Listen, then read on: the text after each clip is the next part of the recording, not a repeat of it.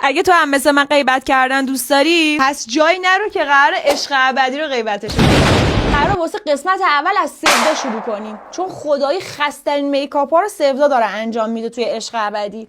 خودش عین گچ این شکلی سفید میکنه. کانسیلر مانسیلر هم که تو کارش نیست همونو میزنه زیر چشمش. دختر تو چطوری میتونی اینقدر خز باشی؟ پادری ابروها رو میکشه. یه فکتی که راجبش هست، راجب چیزایی که گفت متوجه میشین که مثلا هولوش 32 سالشه دیگه، یعنی مثل خود من دهه 70 ولی جالبیش اینجاست که آرایشاش هم دهه 70، یعنی دقیقاً مثل زمانی آرایش میکنه که خودش نوزاد بوده و دخترها تو خیابون اون شکلی داشتن آرایش میکردن.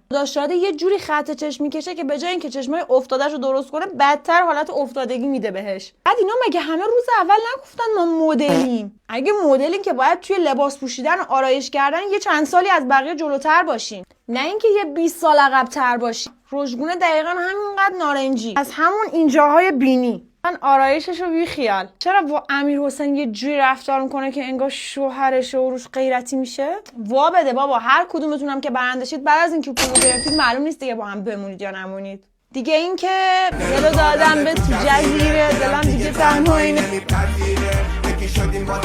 بقیه غیبت‌ها رو تو کامنت‌ها ادامه بدیم.